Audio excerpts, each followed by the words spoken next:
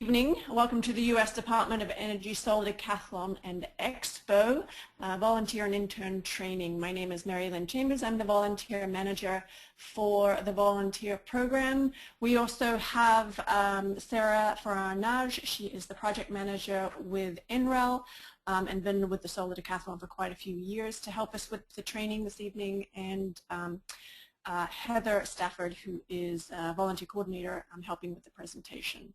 So good evening, volunteers and interns. Welcome. Thank you so much for joining in our inaugural Solar Decathlon and Expo at Orange County Great Park in Irvine, California.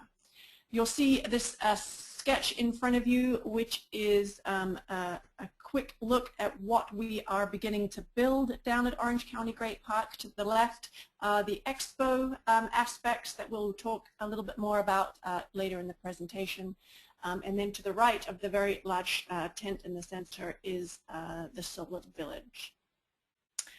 Next slide, please. So welcome volunteers and interns to your training. Next slide. So what is the U.S. Department of Energy Solar Decathlon?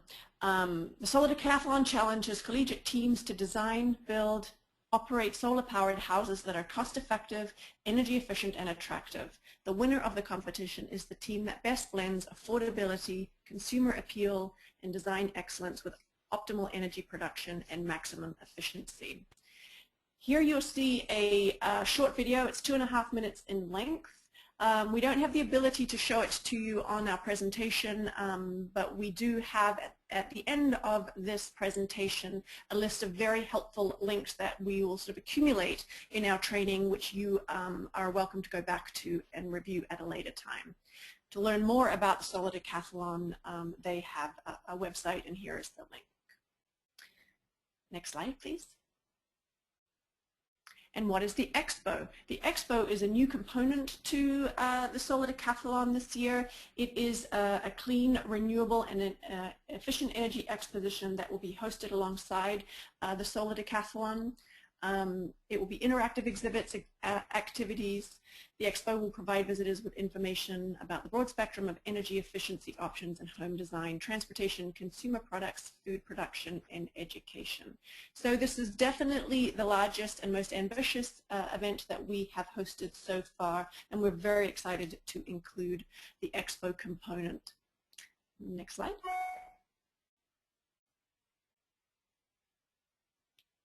Heather, next slide, please.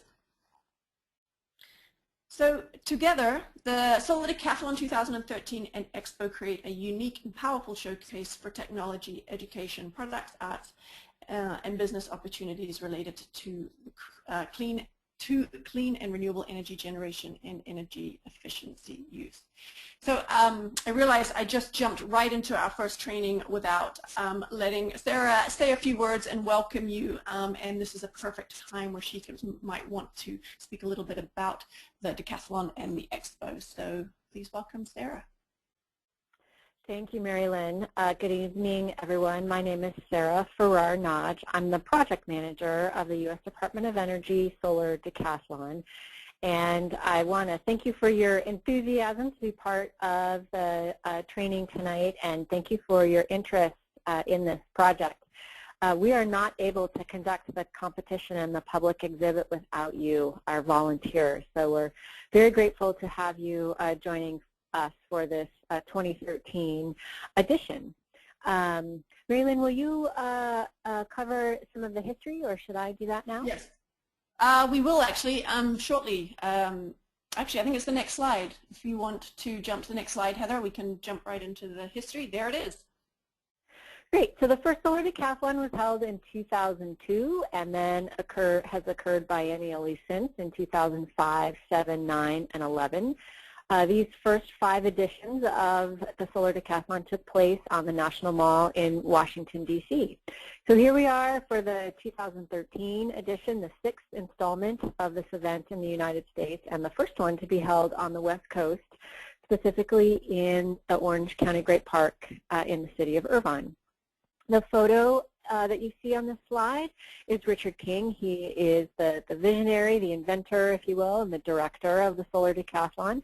He's with the U.S. Department of Energy, and he has, with his leadership, developed it into a very anticipated design competition. Great. Next slide, please. So, Sarah, do you want to continue, or you're most welcome to, if you'd like to.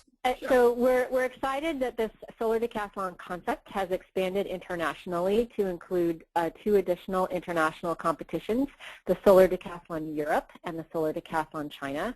So 2 editions have taken place of the Solar Decathlon Europe in both of those cases in Madrid, Spain in 2010 and 2012. The next iteration of the Solar Decathlon Europe will take place in Versailles, France, next summer at the end of June and first part of July. We have expanded to Asia. So the first Solar Decathlon China was held in a city called Decathlon this past August. Great. And next slide. Perfect. So Marilyn, I'm going to pass it back to you. Perfect. So if you are accumulating any questions as we go through the presentation, there will be a moment at the end to cover some of your questions. And if they're not covered, then we are happy after the call to follow up. You're welcome to follow up with us with questions. Okay, so the purpose of the Solar Decathlon. This is one of the Department of Energy's most successful outreach efforts. The Solar Decathlon helps accelerate the adoption of energy-efficient products and design by educating the students and public about money-saving opportunities, environmental benefits presented by clean energy products and design solutions, demonstrating to the public the comfort and affordability of homes that combine energy-efficient construction and appliances with off-the-shelf renewable energy systems, and providing participating students with a unique training that prepares them for the clean energy workforce. Next slide, please. So there are typically 20 teams that participate in the Solar Decathlon. There are only 19 this year. There are 19 teams listed on this slide and the next slide. In a goal to save time, I'm not going to read them all off, and in a moment we will talk a little bit about how teams are selected to this, and I'll hand that off to Sarah to talk a little bit about that. So if we could go to the next slide for a moment. And these are the balance of the teams. There are 11 new teams this year. There are 9 returning teams, which means 9 of the teams that are participating this year have participated in previous decathlons, and there are 4 international teams. So for those of you who are going to be docents, we ask that you become familiar with the teams and familiar with the contests. So here are the links for where you can learn more about each individual team, and they have very detailed notes on their website with regard to the technologies and design aspects relating to their homes. There's a 17-minute video here, which again will be in the links that are at the bottom of the presentation, and these will also be sent to you in your thank you email as a follow-up to this presentation. So for those of you who are docents, we really encourage you to watch that film. Next slide, please. So the contests. Sarah, I'm going to hand off to you to explain a little bit more about the contests. Very good. So a decathlon necessarily means we have 10 contests that make up the competition. And generally, teams earn points in one of 3 ways or categories. The first one is task completion. So teams complete household tasks such as cooking in the form of boiling water, washing dishes, washing and drying 12 full-size bath towels as a load of laundry that they do on successive days. The idea here is that while the teams are not prohibited to live in the houses during the competition, we want to simulate that.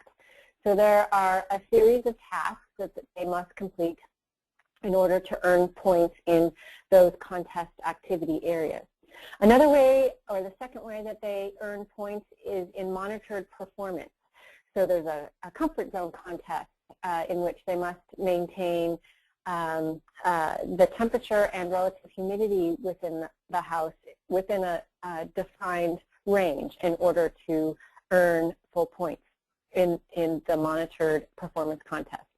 The third way is a jury evaluation. So the first two categories are more of an objective, measured type of performance. In this third category, we have a subjective contest where we invite industry experts who represent the different areas of emphasis of our subjective contest in architecture, engineering, communications, market appeal, and these jurors subjectively evaluate the houses against the criteria as they're published in the rules to determine the points that each team receives.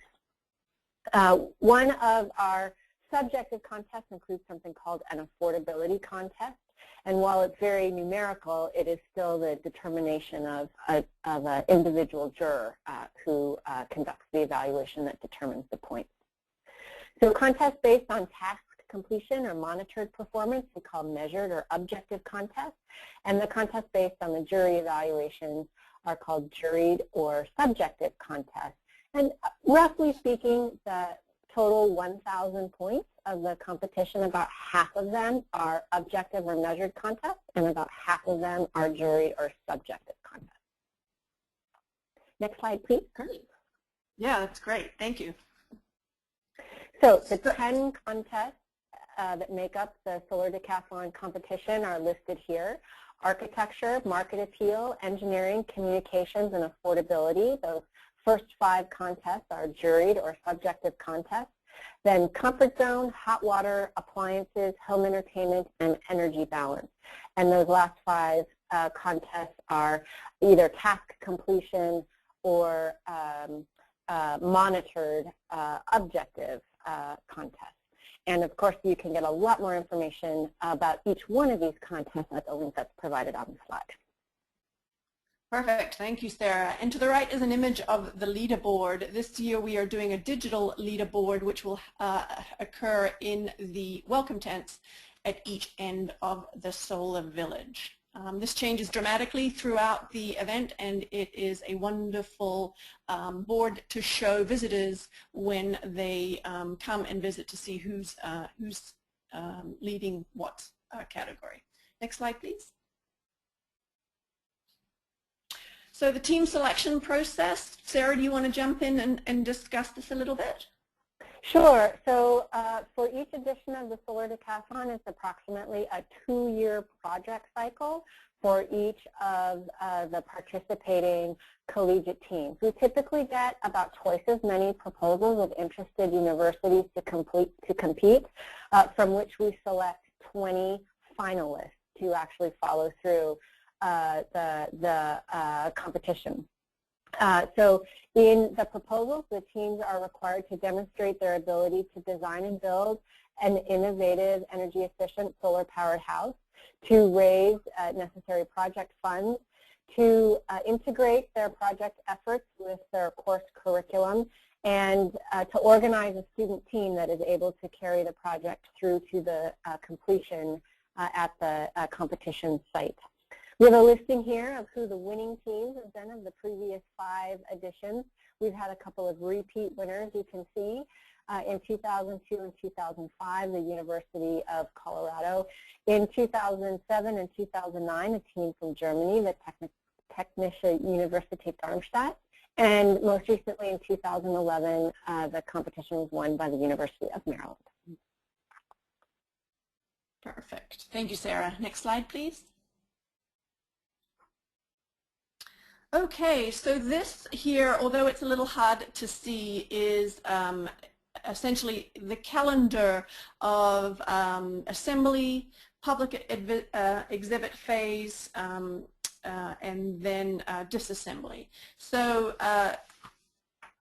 we begin our volunteer shifts this Sunday, the 22nd. So some of you may be signed up to work that early. That kicks off the assembly phase. Essentially, assembly means the students arrive with their homes and they assemble them in preparation for public exhibit and competition. So that runs all the way through till October 1st.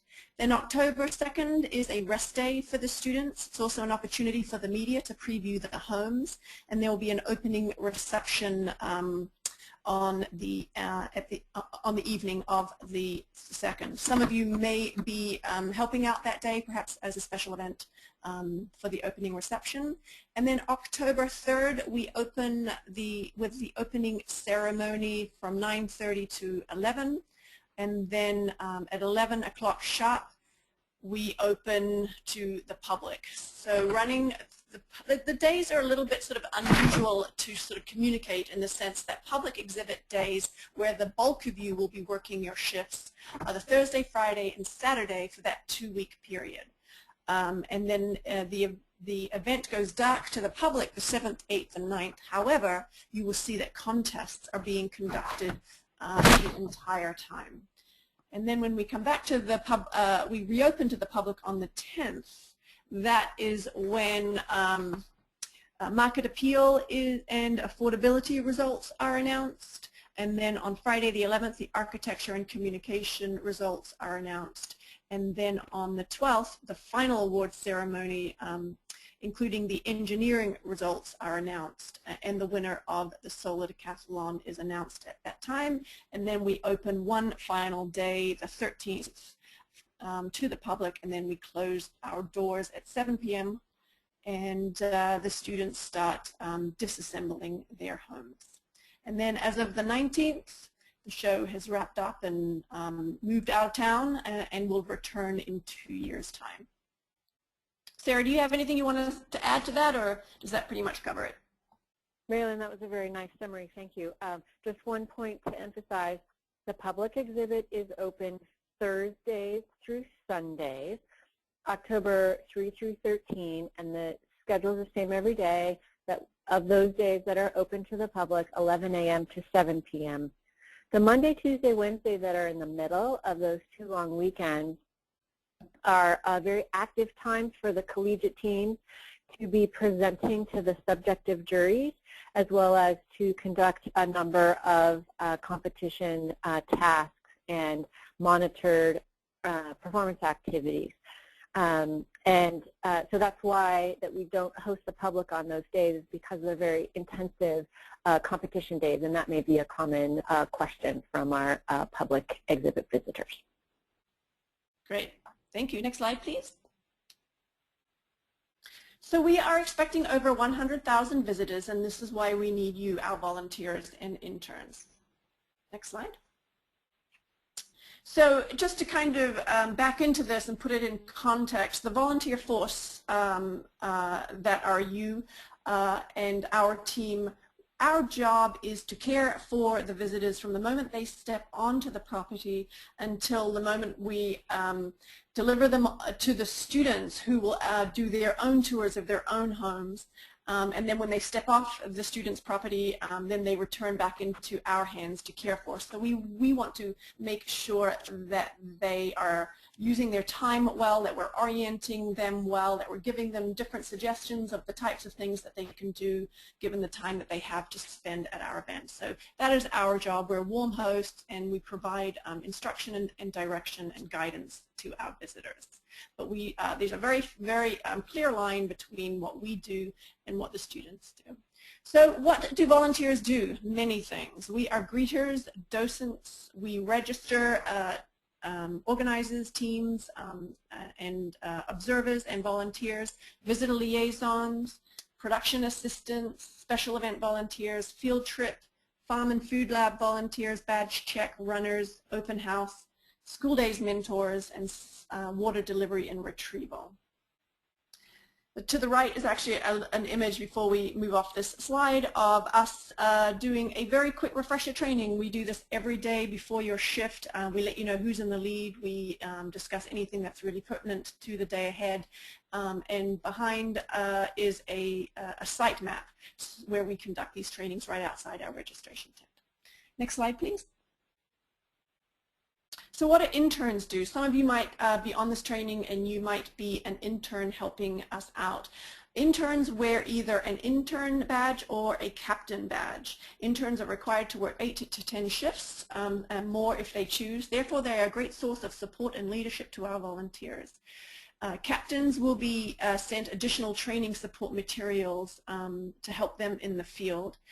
Captains will open and close the welcome tents daily, turn on and off the electronic equipment in the welcome tents. They'll be placed in the field and given a designated area to place volunteers and support visitors.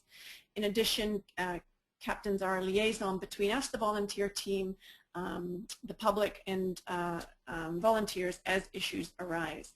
Interns wearing the black intern badge have been identified to work with a particular group, be it Flying Bull, the Expo event company, or the registration or volunteer department.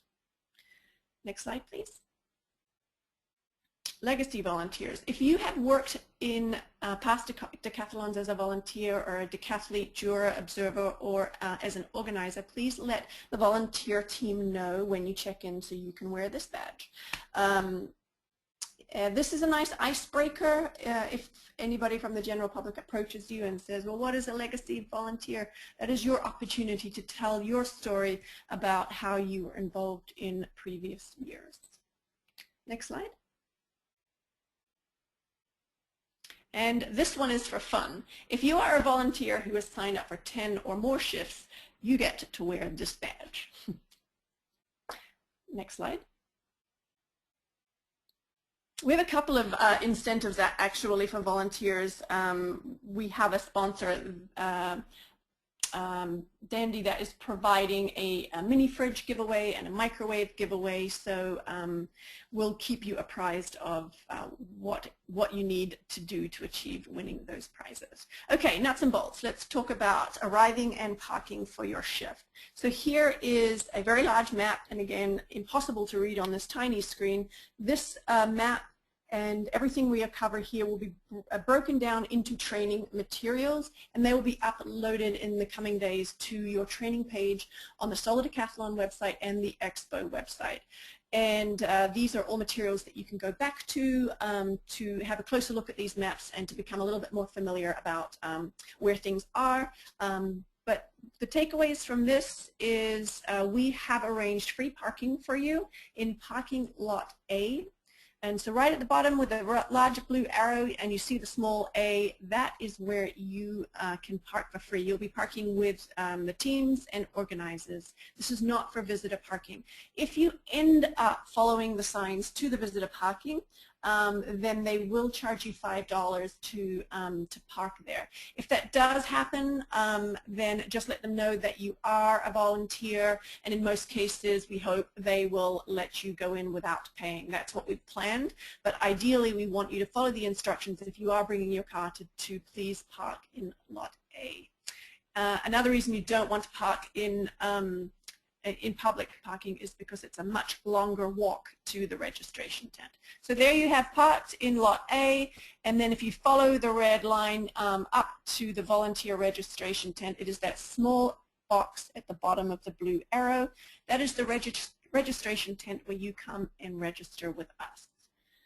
So just some big picture elements to the right, those blue boxes side by side, that each box represents one of the homes that the teams have built and erected. So it sort of works like a street. Each home has a number, and it is sort of one long street. At the edge of each, at the ends of each strip, if you like, the east and the west end, there are two welcome tents, very tiny, small little boxes there. They are the welcome tents. That's where the leaderboard is. That is where many of the greeters will be housed, and that's where people collect programs. There will also be a power usage display which will indicate, and a fun thing for the public to see the power usage of the homes, and then there will be a Twitter fall where people will be tweeting about the event, and it'll sort of be this ongoing kind of exhibit in both of those tents. The primary entrance to the event is right to the east, where it says primary entrance. That's where the general public comes. So we imagine that that is going to be the busiest welcome tent. And then if you see the center of the map, you will see a very large red tent, and this tent is called the help me, Sarah, I'm having trouble reading it on the map. It is, I'm not sure if Sarah is still with us. Sunspot. Sunspot. Yeah, right. Sunshot. Sunshot. I think it's Sunshot, actually. Sorry. Yes. Marilyn, I'm so sorry, it was Clussy with the mute button. Yes, it's called the Sunshot Pavilion. Brilliant. Thank you very, very much, Sarah. So that is the sort of big tent right smack dab in the middle, and that sort of marks the entrance point to the expo component. So all of the expo tents and activations and pavilions are on that side. And we'll get to that a little bit later too. So next slide, please. So when you arrive, you check in at the volunteer desk at the registration tent. You arrive to your first shift with your completed medical forms, waiver of liability, and if you are under the age of 18, parental consent forms. We are having a little bit of trouble with downloading the emergency medical forms. It does take a little bit longer to open, and if you do have any problems, just shoot us an email at volunteers@confluenc.com, and we'll give you some instructions about how to navigate that. We do ask that you upload a photograph to your registration file before your first shift. These photographs are not published or printed. They are just used so that we have a record of everyone that volunteered. You will be given a t-shirt on your first day. And you will be given an event ID, which is your badge. We ask that you return the ID at the end of your shift because we do recycle these for the next day's work. You'll be given a refresher orientation and an update on pertinent daily information. You'll be placed appropriately to perform your duties. You will receive a telephone reminder and an email the day before your shift. At the end of your shift, always return to your badge and check out. If you work the first half of the day, a volunteer should come to your post and relieve you. If a volunteer doesn't show up at about 15 minutes to 3 o'clock or 15 minutes before the end of your shift, just walk yourself back to the volunteer desk and let the volunteer coordinator at the desk know that no one came to relieve you. Next slide, please. So you are the face of the Solar Decathlon. You are an ambassador, so please be warm and friendly. As visitors arrive, please don't hesitate to welcome them to the Solar Decathlon and Expo. If they look lost, step forward and ask if you can help them find something. If an issue arises beyond your role, please seek out an intern wearing an orange captain button, or call the volunteer department. Their phone number will be on the back of the badge that we give you. Next image, please.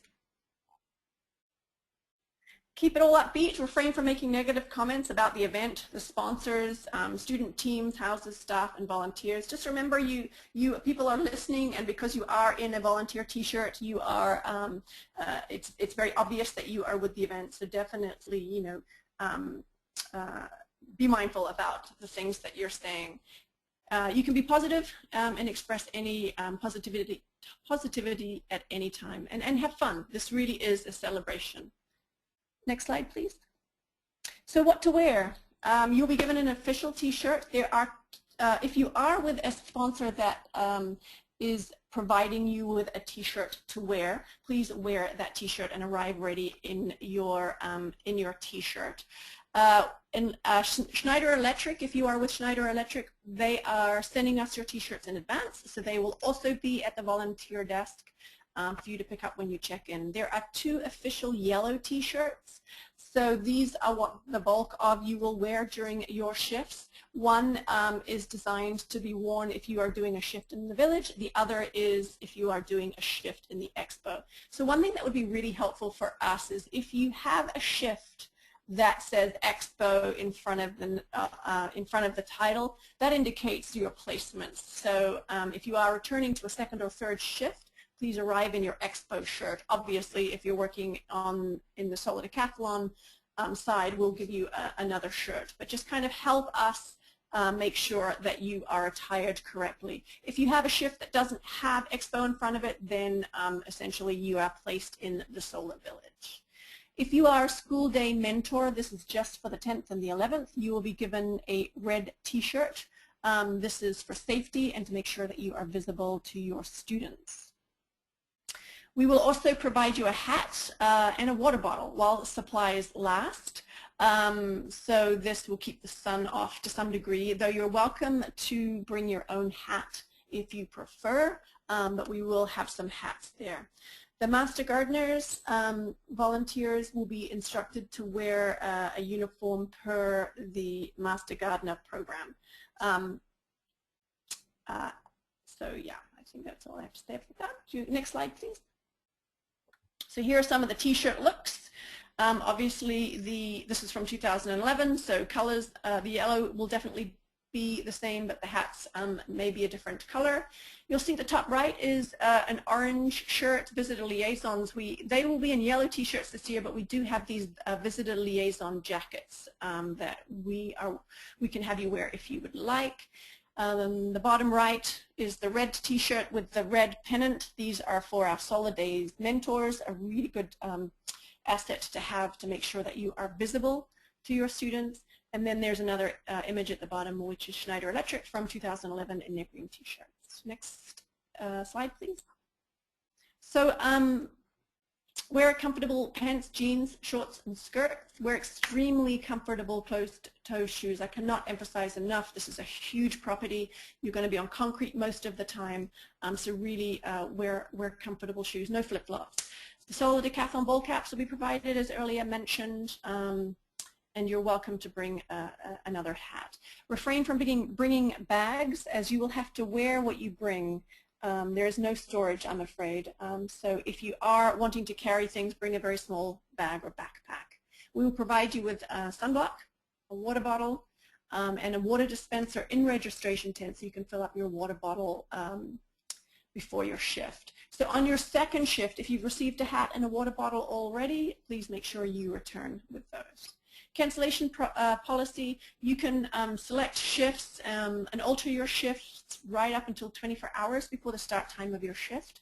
Otherwise, then we ask that you communicate directly to the volunteer department, and below you'll find our phone and email. Next slide. So meals, please eat before or after your shift. I really encourage you to arrive with a full stomach. It helps you sort of survive your long shift. There's not a chance to eat during your shift. The event doesn't provide meals. There's no place for us to store or refrigerate anything for you. If you are working a double shift, we will arrange a meal break for you. Orange County Great Park has contracted with a caterer, so there are some times where, and most of them will be when most of you work, where you can actually bring cash or a credit card and you can get a meal after your shift. And then there are some days where they don't have meals. Below is a list of meals and their availability. If you are working this Sunday, there is no caterer on site, so please plan accordingly. Next slide. And then this is just a quick menu of the kinds of food that this caterer is providing. This will be in your training materials, so you can come back to this at a later time. Next slide. In short, the event is not responsible for any lost or misplaced or damaged belongings. So yeah, just be mindful of that. Next slide. So missing or found person plan. This I have to read because I promised this to safety professional that I would, because I need to be sure that you all have it. So, and if you could read along with me, that would be terrific. This is how we will all, be it a volunteer, intern, organizer, will handle a missing or found person. So all personnel working this event, whether staff, production, team, vendors, or volunteers, have the responsibility in assisting missing or found persons. As a general rule, never walk a found child away from the location where they were found. Most times reunification with a parent or child occurs within close proximity to where the child was located. Moving the child will only delay reunification. Similarly, do not move a parent or guardian who is searching for a lost child or person from the area you contact them.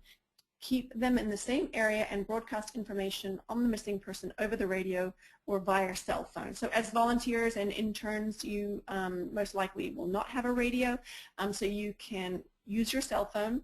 There will be a phone number on the back of your badge, but if you do have a radio, then obviously radio alerting the team of the circumstance. Information you should attempt to include, but is not limited to, the name and age of the missing or found, physical description, clothing, height, weight, hair color, eye color, ethnicity, location last seen or found, name and phone number of parent or reporting party.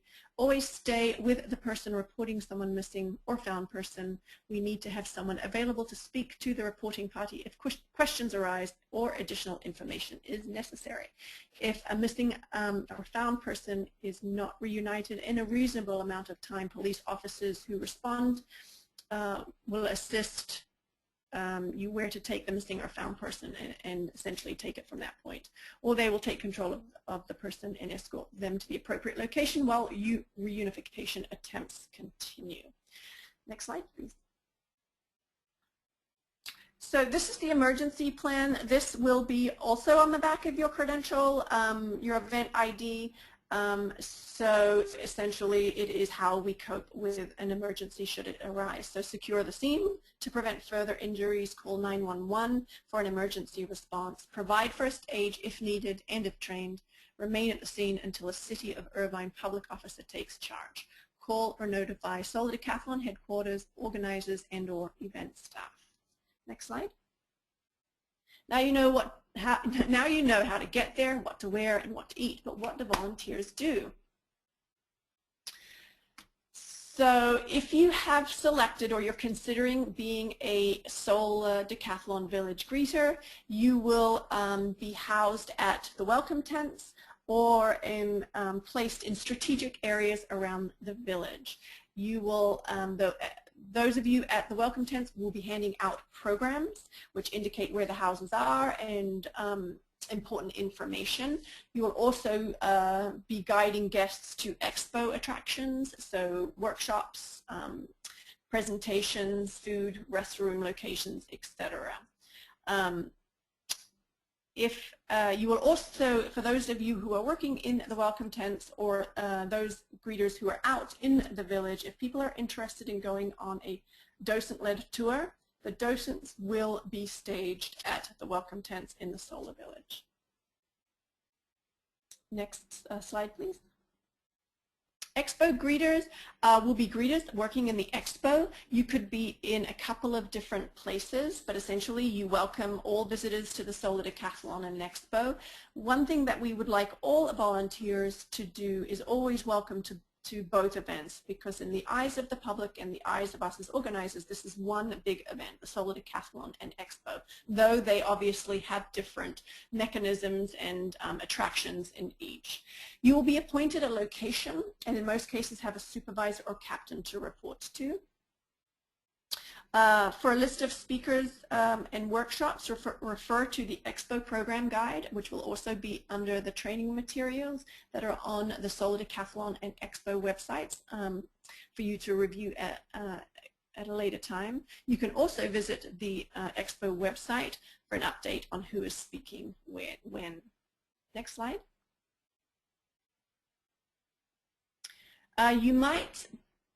These are some of the locations that you might end up working if you are an Expo greeter on the Expo side.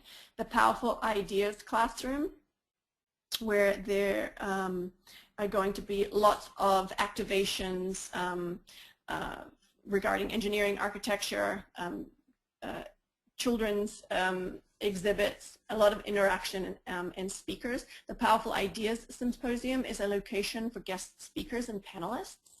The Competitors Pavilion, you might be working there and supporting the efforts going on there. Next slide, please.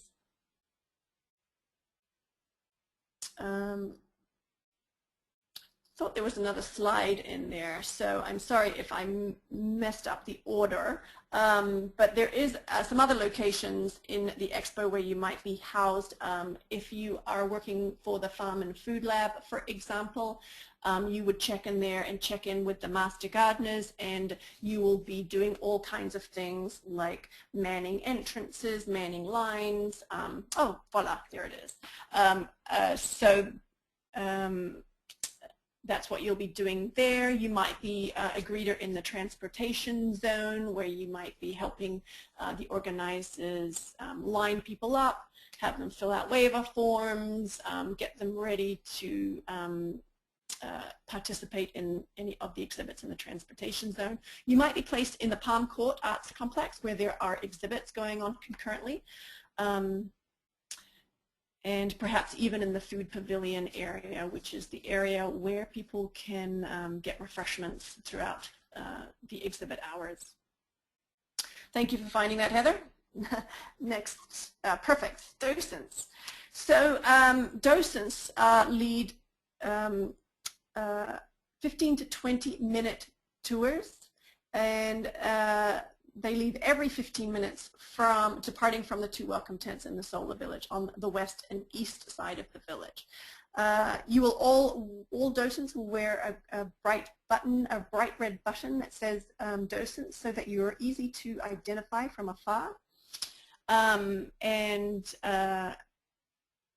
Again, we ask you to follow up with the training materials, learn about the contests, learn about the teams, and we will also send you some additional training talking points.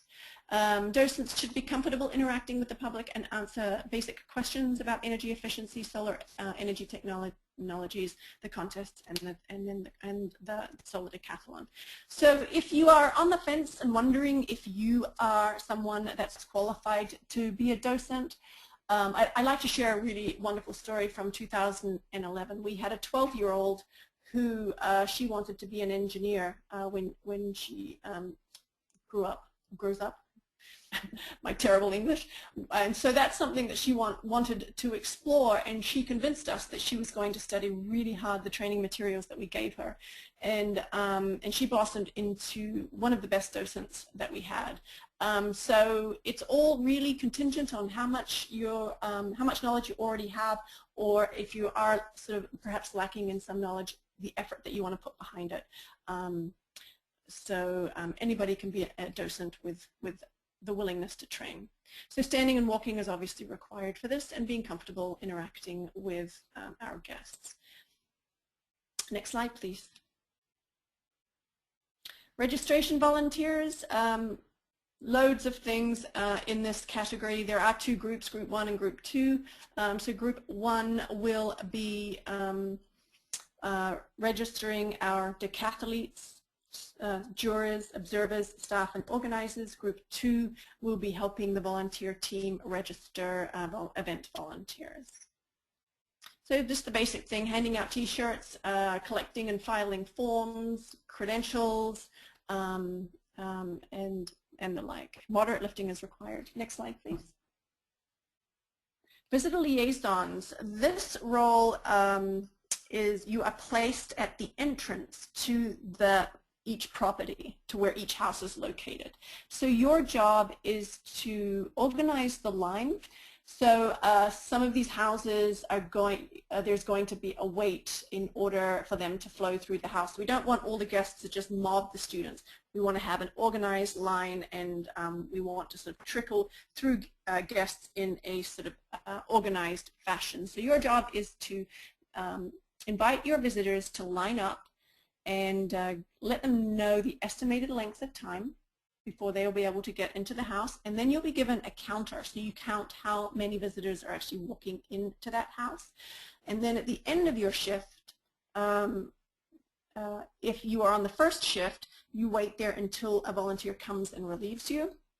And then you hand off that counter to that volunteer, and then you can return to the volunteer registration area to check out. Or if you are the last volunteer for the day, at 7 o'clock, you close your house down and you walk back to the registration tent, and you give that counter over to the volunteer coordinator, and you let them know what house you came from, and that will indicate the count of how many visitors went through that house that day. Very important that you don't zero it out during the day, otherwise we will lose track of the count. So that is visitor liaisons. Next slide. Production assistant volunteers, you help with the expo event organizers, setting up chairs and tables and trash cans and water dispensers, hanging banners, placing decor, all those little details that help make an event run smoothly. So you will be appointed a supervisor that you will work with for the duration of your shift. Some heavy lifting can be involved in this, so just be mindful of that. Next slide.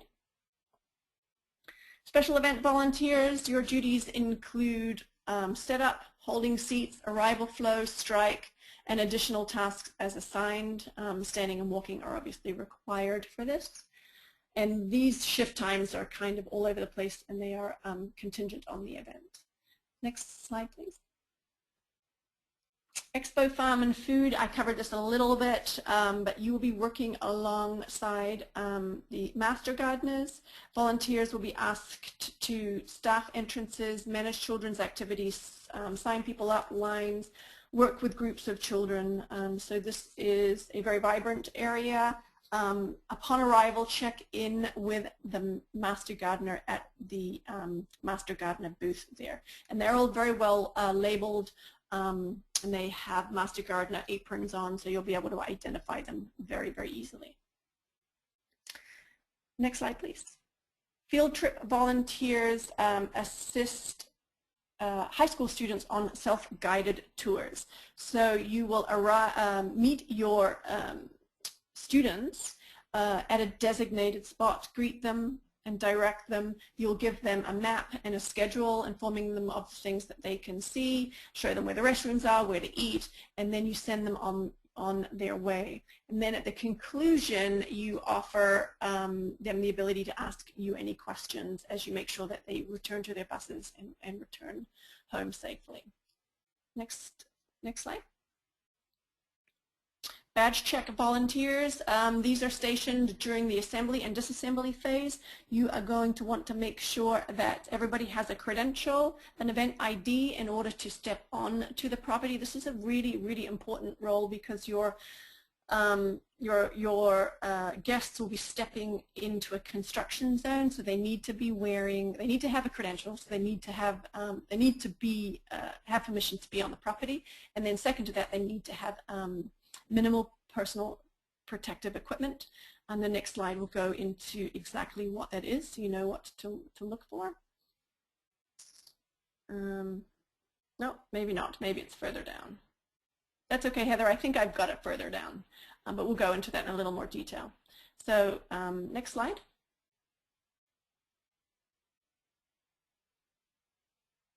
Runners work with the volunteer team. Your job is to make sure that welcome tents are stocked with programs and supplies, and that we check on volunteers throughout the day, refill their water bottles and sunblock. So we require that you drive an electric cart very safely and comfortable operating a radio. Next slide, please. Open house volunteers, this is, there are 2 occasions during the exhibit when in the evenings when we're closed to the public that students have the opportunity to see each other's homes. So your job is just to make sure that people have credentials, that no one's messing with their homes or taking or removing things from the homes. So you're sort of a moderate guard. We don't expect you to enforce a lot. This is also an occasion where perhaps family members might be invited, so there might be some people without credentials, so we need to make sure we walk this fine line of looking out for the houses and the teams and just making sure that the right people are there. and this is not something that's advertised to the public. And the primary goal is to make sure that students have a chance to see each other's homes, because these are the only occasions that they will. Next slide, please. School Days Mentors, these are October 10th and the 11th. We have a really large need for volunteer mentors these days. 1,000 students descend in buses on these days, and you will be appointed a particular school. You'll be given a red t-shirt and the red pennant, and then you will be with your students the entire time, and you will have a schedule of things to do with them, including making sure that they eat lunch and returning them back to their buses to get them back to school. Next slide, please. Water delivery and retrieval. This is the only volunteer role that, if you are under the age of 18, you are not permitted to do, and this also requires personal protective equipment to perform this function. If you have signed up for this and you don't have this particular gear and you cannot obtain it, then we ask that you take yourself off this shift. Essentially, a water truck arrives the day before we open the exhibit and fills their water tanks for the houses so that they can have water running through their homes, since obviously these homes are off the grid.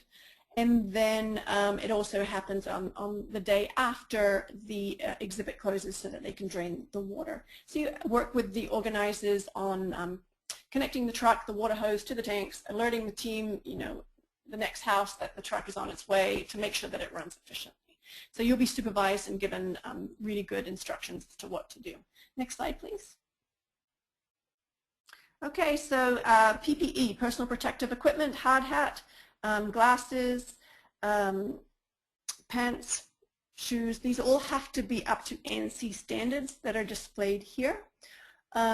So if you are working the water delivery and retrieval, or you are a badge checker, you will have this in your pocket, so you can make sure you are checking that everybody has these elements, including a credential. Next slide, please. So how do I get to work? By car, bus, train, shuttle, or by bike?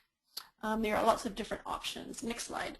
Driving instructions, again, you will be, these will be posted on the training page, and they will be sent to you in advance. This is how you get to parking lot A by car.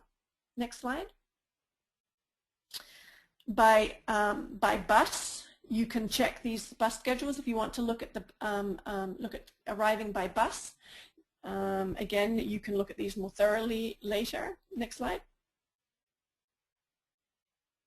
So City of Irvine has the Metrolink going into the Metrolink station nearest Orange County Great Park, and as a special, by special arrangement, they have arranged a shuttle from the station taking you directly to Orange County Great Park to the main entrance.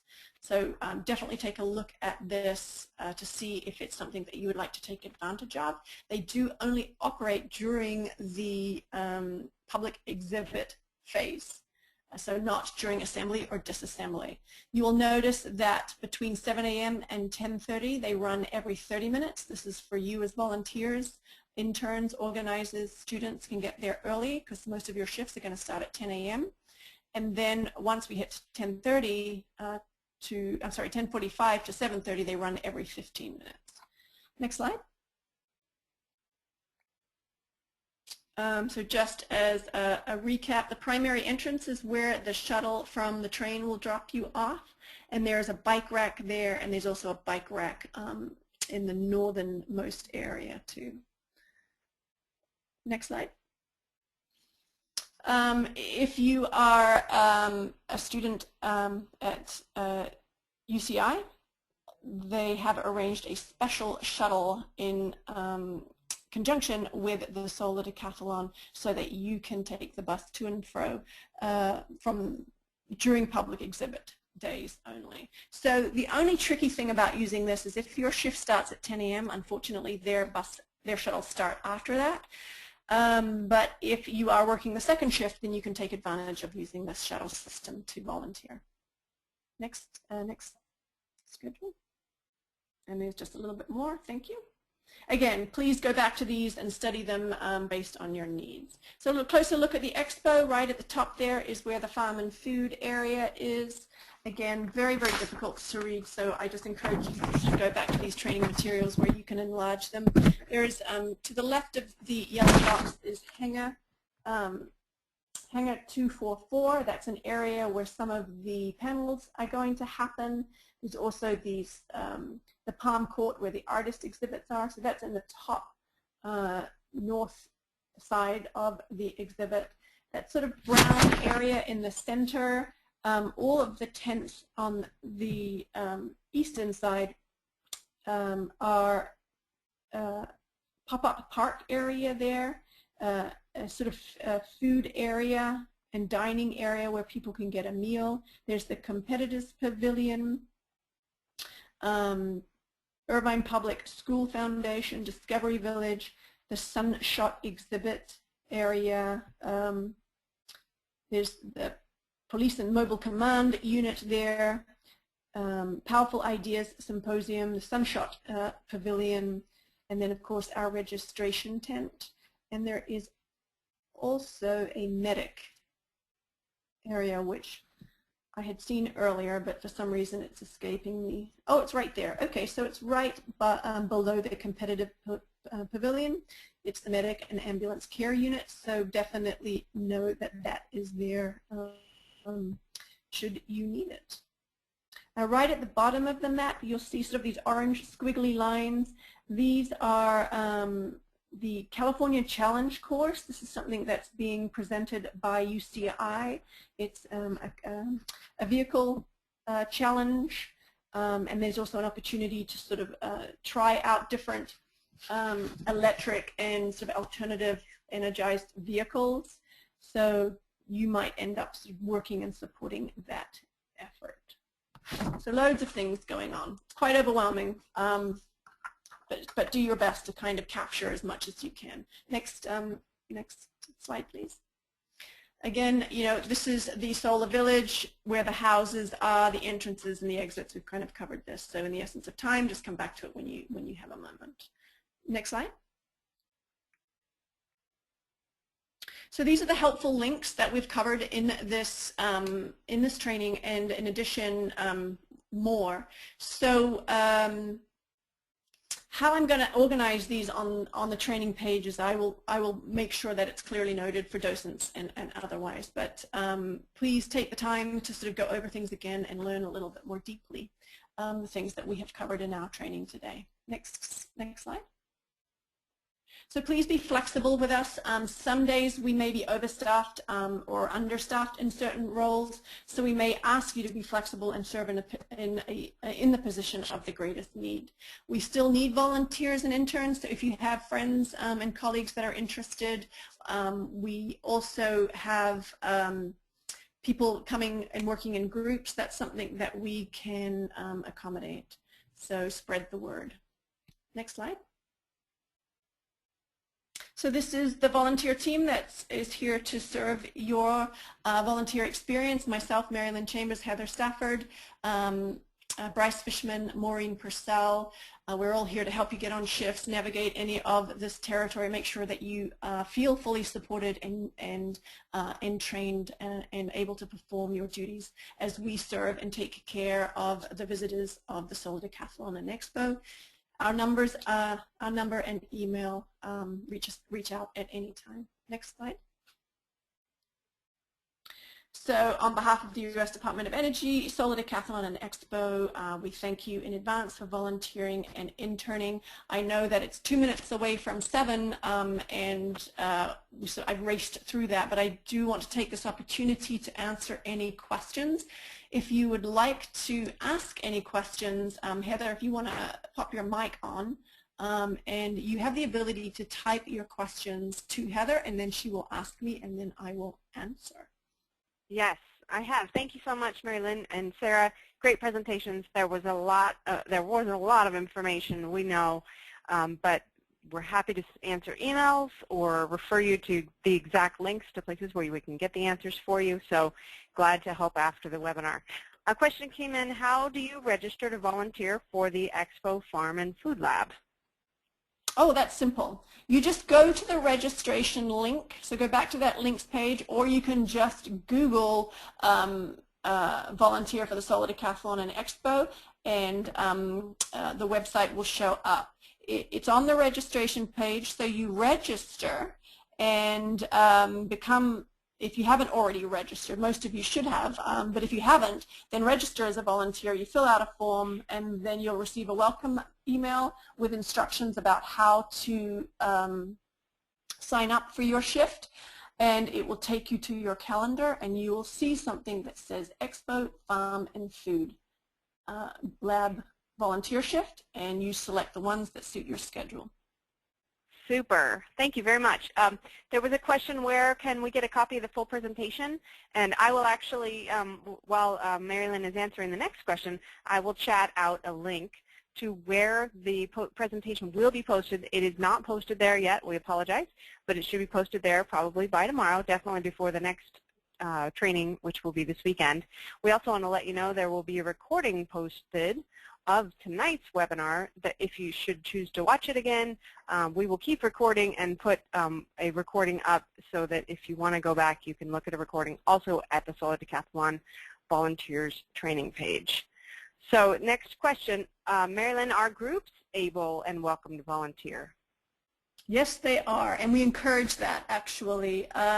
Some groups like to join as a team and then work on shifts throughout the Solar Decathlon, and then some groups like to organize and work together. If you are interested, we just ask that you email us at our email and let us know a little bit about your group and a little bit about your desires and how many volunteers you'd like to send, and then we will work on saving some shifts for you.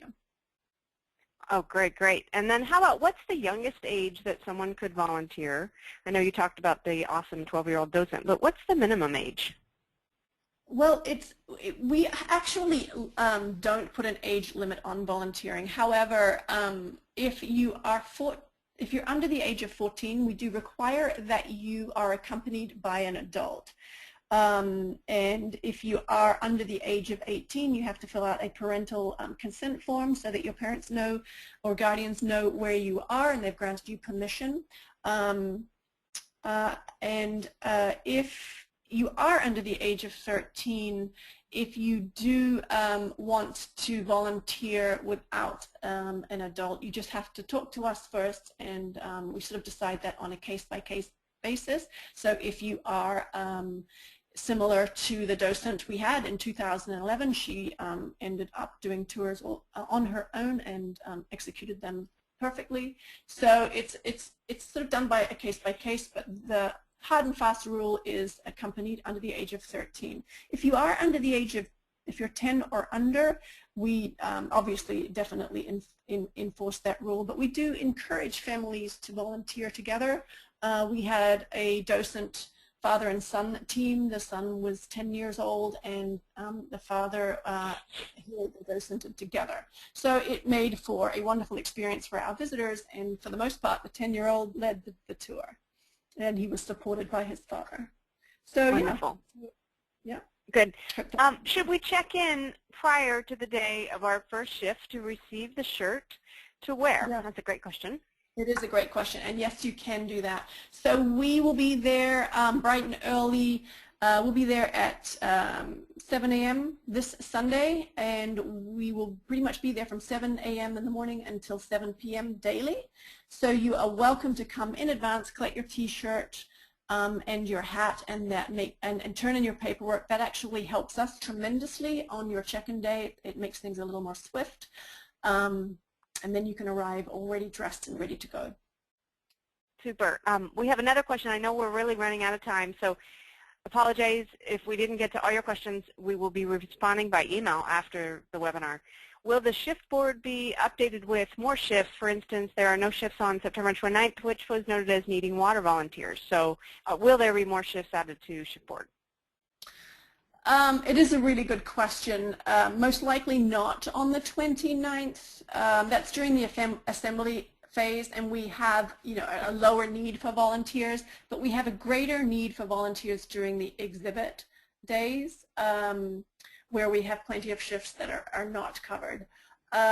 So in short, yes, if we are requested to add shifts, they will be added, but they won't be added to the water retrieval unless someone takes themselves off that shift if they don't have PPE. And that's something too, you have the ability to take yourself off of shifts, even though we don't want to encourage that unless you have a conflict. But people do have the ability to change their shifts or add themselves to other shifts as we move forward. Okay, super. And then I think I'm going to wrap up with this last question. It might be a question for Sarah. It might be something that she can say that's not a question we can answer yet, but we had an inquiry about if Irvine is confirmed for 2015, so it sounds like we have a volunteer who wants to come back again. Is Sarah still with us? Oh, I'm not sure. Yes. Oh, maybe she's not. Oh, she is. Here. Okay. She's here. There you are. We are not yet announcing the site of the Solar Decathlon. All right. 2015, so we look forward to doing that after the close of the Solar Decathlon 2013 and Expo. Good. Awesome. Well, thank you. Marilyn, back to you. I think that's all the time we'll take for questions now, but we will follow up with everyone who had questions that were not answered. Terrific. Thank you very, very much, everyone. The volunteer team is looking forward to meeting and working with you. Please know that we're here to support you 100%, so reach out at any time. So this concludes your training for the Solar Decathlon and Expo. You are now graduates and ready to check in for your shift when your time comes. Thank you very much. Have a great evening. Thank you, Sarah. Thank you, Heather.